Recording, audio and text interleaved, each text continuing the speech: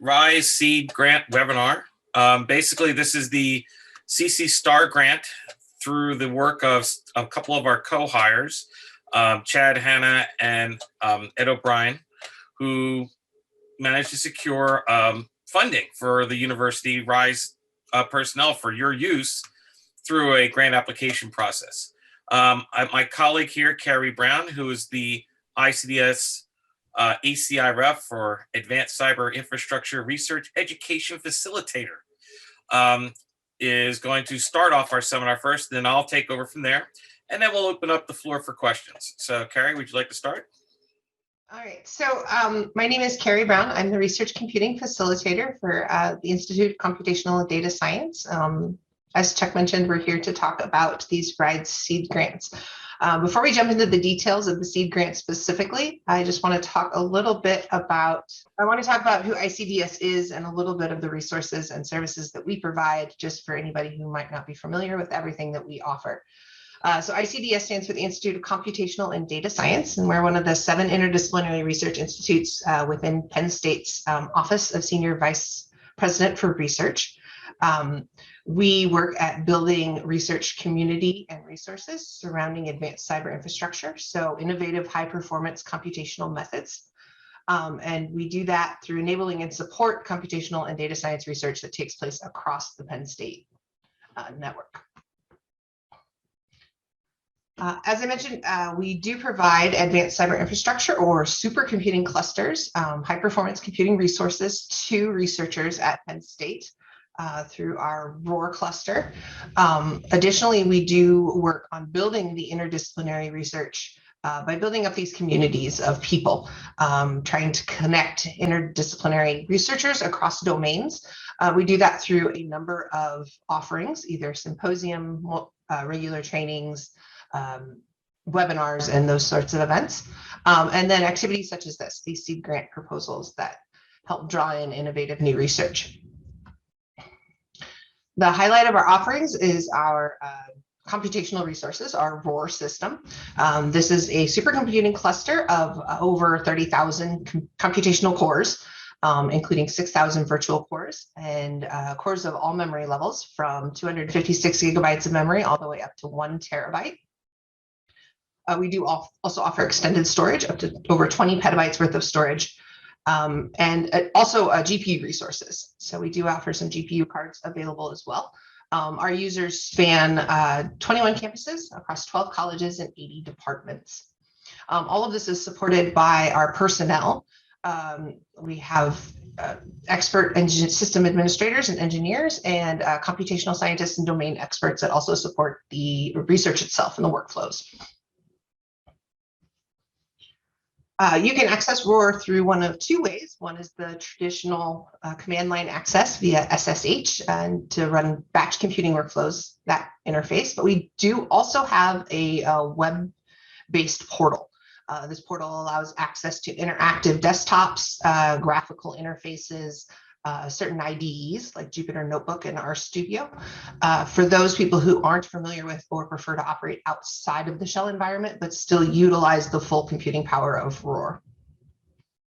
And all of this is supported by our user support team, IASK, and our engineering team, RISE.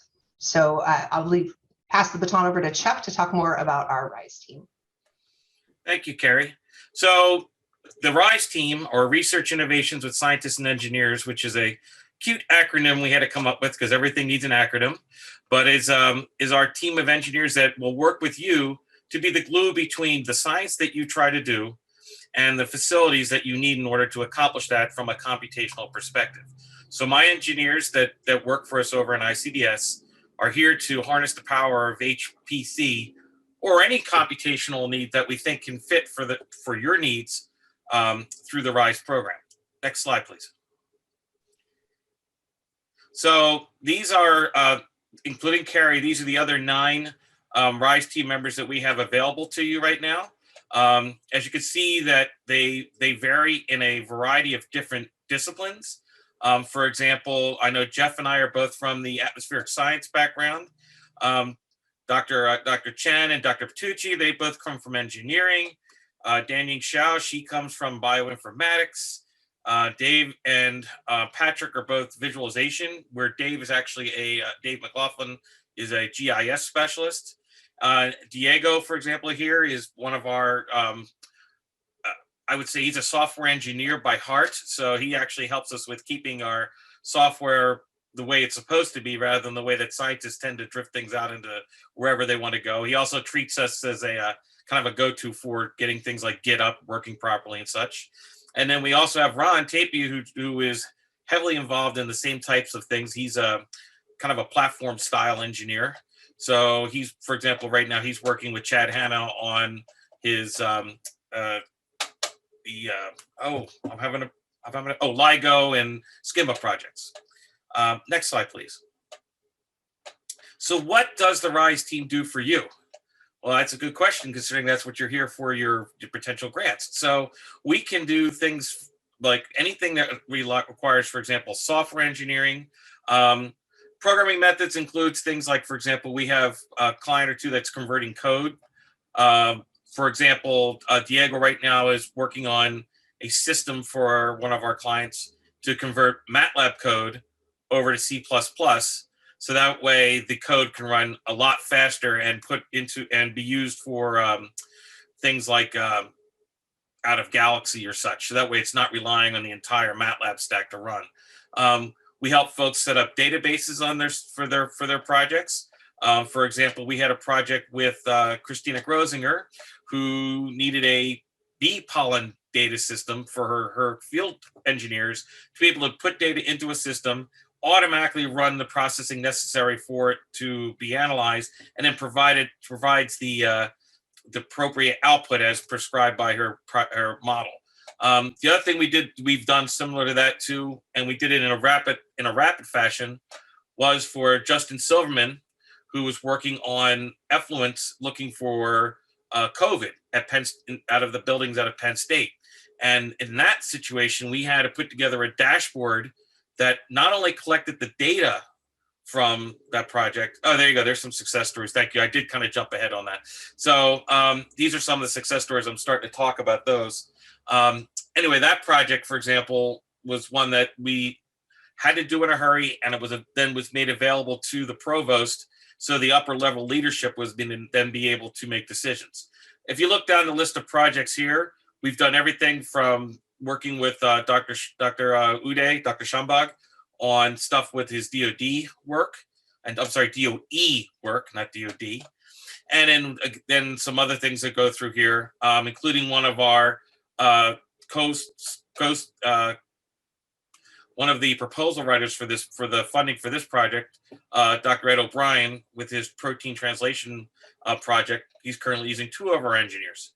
So, and then we've had at least another 20 projects that I couldn't list on here. It would have just been too much. But we've been doing this now for a couple of years. Our team has grown from 3 to 9, and you can see we've spanned a variety of projects. So in the spirit of trying to get RISE out there to help Penn State's research move along at a much better rate and probably much easier for you, can we go to the next slide? We have the RISE Sea Grant program, which is the reason why you're here. So currently we are funded by the NSF to provide up to 300 RISE hours for your projects. What we're doing right now is we take these applications through that web link at the bottom. It's not a long application, but the real key is when you're writing this up, is you want to tell us briefly what are you trying to accomplish, and just as important, what do you think you need the RISE team to do for you? So we'll go through that here in the eligibility point. But the thing is that the one thing to be considered, if you're a faculty member at a Commonwealth campus outside the university park, the grant is deliberately geared towards helping you out. It's not that we won't help University Park faculty out, of course, but we're trying to broaden the RISE team to help all faculty across all the Commonwealth campuses of Penn State. So if you happen to be from a non-University Park campus, we're looking for you. Can you go to the next slide, please? So again, up to 300 hours of RISE consulting will be available to you. These are for faculty member PIs, okay? Other project members, for example, if you have a staff scientist or a postdoc or such that would be there, they could serve on, they could be part of the proposal, but they are not the main proposal person. And we are looking at these on a rotating, rolling basis about every 2 months. Then what we'll do is when we'll look at them, and then if we find that your project is viable to move forward, let's go to the next slide for the proposal review process. So right now, I'm asking you guys to put in your proposals through our website for stage 1. So simple description, what do you need, and upload your CV. Then what will happen is the review team looks at your proposals, and then we go back and we actually try to figure out, all right, is this viable? Okay, in other words, the RISE team will then look at well, I don't know if we're there yet. We'll look to see if we can work with you. At the if you get invited to a stage 2 proposal, the odds are we found your project is pretty good and we're likely going to fund it. Next slide, please. So I was going to start getting into the tips, and I realized that was not what I really want to do yet. But when you're looking to apply, make sure that RISE element that you think is going to be part of there is obvious to us, so we can help you out. When we get to stage 2 and start to review your proposals, you will work with a RISE team engineer to help you scope out your proposal, make sure that it's something that can be done in the hours that are requested, and to make sure that we have the time available and the skill set available to make sure that you're successful. So then we would scope out a set of engineering goals and then move on to funding the project and getting it started. The design scope, we try to get them done within 6 months. If it's if it's a complicated project that requires all 300 hours and we're waiting on time, we may spread it out to 12 months. But typically, we're trying to get these done within 6 months. And again, we're trying to match them up with the RISE skill teams the skills that we have. Now, one thing that's very helpful for us is if you submit a proposal and we don't have the skills available this time for you, we are actively hiring more RISE personnel. So putting in a proposal that we can't handle today does not mean we won't be able to handle it 6 months from now. It just means that we just have to wait till we hire the person necessary to do it. An example of that right now is that we are looking to hire here's a successful one rather than that. We've just hired 2 visualization folks to come work with us on RISE. When we started this proposal, we had a couple of the grants that we required visualization. So we had to delay awarding those until the summer, and now we'll start those up. So even if we don't have the skill set yet, you are helping us shape what RISE looks like going forward. So anyway, if you want to have a discussion about what you want to do, you can always schedule a consultation with myself or one of the RISE team members to go over your proposal before you even submit it. Although I would suspect that the best practice would be to talk about how you want to submit it, submit the proposal, and then we'll review it as part of the process. Carrie, do you want to go to the next slide? So basically, at this point, I don't have anything else to say except taking questions from the audience. Someone asked if a PI could apply for 2 seed grants for 2 different projects. Ed said in principle it's allowed, but we want our seed grants to have maximum impact. So chances are that you probably won't get awarded 2 different seed grants for 2 different projects. So it's probably best to pick one and throw your effort and weight behind that, and then possibly apply in subsequent rounds for future projects. One other thing that's happened in the past too, is there's an open question here. All right, I'll get to that one in a second, Ed. I was going to just have a comment here. One thing we've done too with these seed projects is we've staged them so that way, if you have a proposal in the pipeline that's not through us, and you do get a funded seed proposal, we can work with you that allows a smooth transition from a seed grant to your own funding. So that way your research just continues right on through both funding avenues. We actually had somebody get a seed grant and then their funding came through after they were awarded the seed grant. It worked out really well for that person. So does RISE support FEA simulations? Additive manufacturing simulations sometimes require weeks to run on standard workshops. And Okay, we do have ANSYS on the cluster now. I don't think we have Autodesk on there to my knowledge. But so, and I have a question for you. Do you use Roar now, or would you be using this be your first time on Roar? Okay, so that would be, since you haven't used Roar yet, I would encourage you to have a session with one of our engineers that is familiar with ANSYS, and we could probably figure out what your needs would be for that. So, because I do know ANSYS is on there. Okay. I'm gonna maul this name. Sriventkata asked about. Sorry if I got that wrong. About the project to convert MATLAB code into C++. What that is MATLAB. Every subroutine in MATLAB has instructions to turn it from MATLAB to C++ but not all routines can be converted. So what you do is you use the MATLAB coder to figure out which routines can be converted, and then and then there's a main block you have to do at the end. So what the engineer would have to do with you there is work with you to design your code properly so it can be converted into C++. So just be aware there are some caveats with that tool. What we're ultimately trying to do is come up with a framework that allows folks who are more comfortable coding in MATLAB to somewhat automatically convert the code to C++ after they're done coding. But we don't have that completely done yet. So C++, okay, let me ask, okay. Ed asks, what kind of scale of collaboration is possible? Could you provide a few hours of consultation? Yes, we can do that. Related, can you simply provide WBSE for your support? I'm not sure what WBSE is, if you don't mind me. I'm not sure what that acronym stands for.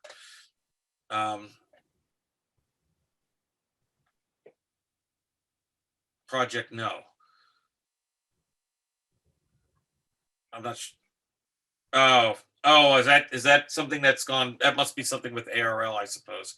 I don't know the answer to that at this consultation. I would prefer that if we could have a discussion on that in a more interactive consultation, maybe perhaps schedule a meeting with me. We could talk, Ed.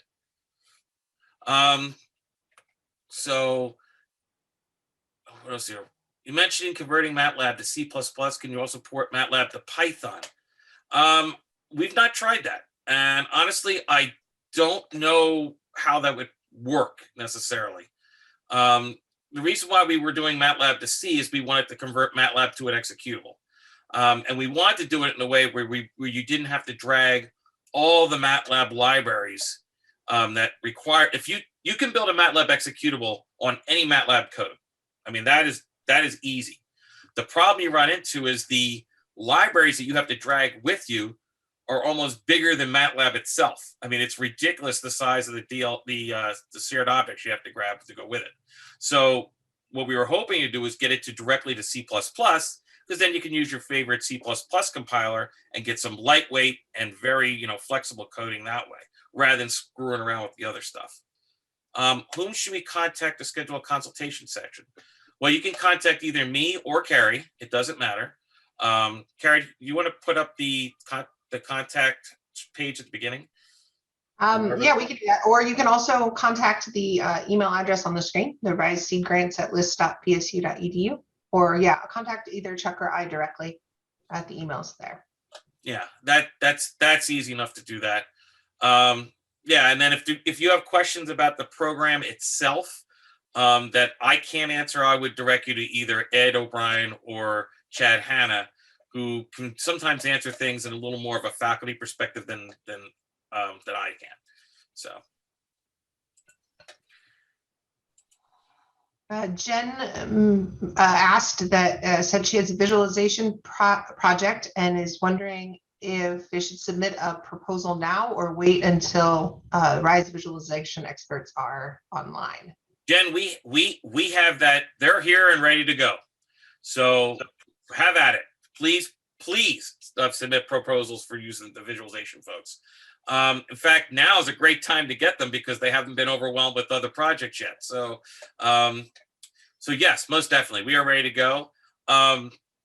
If you want a consultation before your proposal goes in, just to get an idea of what they can do, you can always ask me, or I would just said, yeah. Hold on a second. Yeah, I'm sorry, I got distracted. Yeah, so just reach out to me, and I have to figure out how to turn on your audio and video. Hold on, okay? So maybe my audio is working now. your audio is working now. Hey, everybody, this is Ed O'Brien. I just wanted to give you a faculty perspective on the review committee. So there's a lot of questions like, can this be done or that be done? Consult with Chuck if you need to about that. But the first round is just a one-pager about what you want to do and what you think you need. And we're really going to work with you if we think there's the opportunity to match up with RISE to explore that further. So don't feel that you need to do the consultation before you submit that one pager. Don't let that be a barrier to anybody. You're welcome to have the consultation ahead of time, but it is not required. And again, we will, like we did in the last round, we'll reach out to groups to get further clarification of what's needed if it's not clear from that one pager, and if we think there's the potential for help we can offer. The final perspective I'd offer on this is, one thing I look for is the request going to help you be more efficient, more productive, enhance your research in some way. And it doesn't need to tick all of those things. But, if you have some code that one of your graduate students use, but you want to make it more user-friendly, portable, robust, that's a great example because it's going to help your entire group. If you want to get into machine learning and you would like to generate some preliminary data with RISE team's help, that's fine too. So just examples where being more efficient, or things that help you be more productive, or things you can't currently do in your lab, but if you could do them, it would enhance your research. That's stuff that we definitely love seeing. Thanks, Ed, for that perspective. I was hoping you would give some of that. So do we have any other questions or? Well, again, if you have anything that we didn't answer here, you are more than welcome to email myself or Carrie, or actually just as easily send an email to the RISE seed grants at list.psu address, and that will cover everybody involved in the management and the execution of these seed grants. So feel free to submit, and I suppose we look forward to reviewing your proposals and getting some seed grants out there. It looks like there might be 2 more questions, Chuck. Are there? I'm looking. Yeah. Okay, there are. Good. Okay. Thanks, Ed. We have a question asking if our visualization experts work with 3D animation software. Yes, absolutely. And then the other question is, how is sustainability managed, and is that included in the review? So like maintenance, and I'm assuming code upkeep.